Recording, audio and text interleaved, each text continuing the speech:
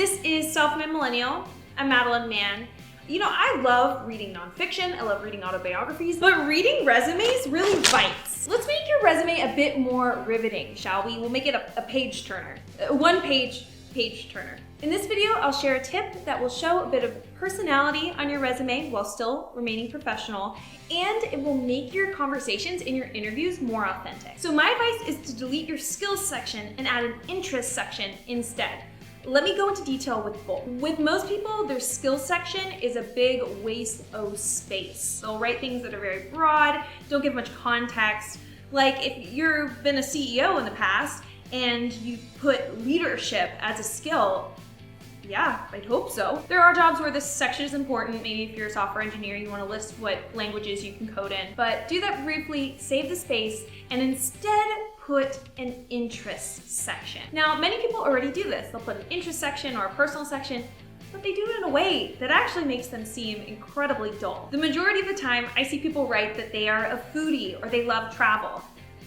Everyone loves those things. Do not write those things. If you're going to say that, then be specific. Say, I love this restaurant or this cooking show, or say, I love to travel to this city. It's my favorite city to go to. The goal is to spark a conversation. So if you write, I love trying new restaurants, I'm not gonna be like, you like food too?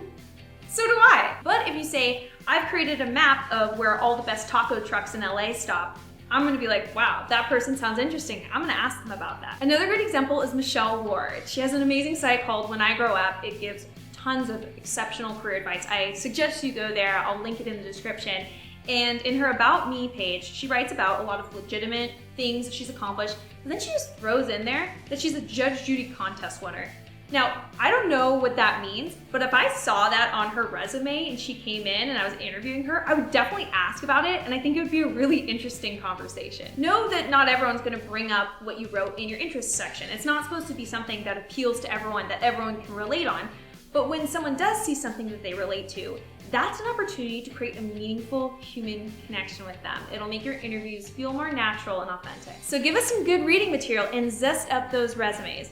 And I wasn't kidding before, I really do love nonfiction books, so toss some recommendations for me in the comments. Hit a like on this video because that's how I'll know if you dug it.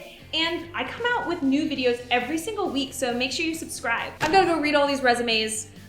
They're all online. This is not actually the true pile of work, but this is a pretty good visualization of how many resumes I have to go read right now. Till next time.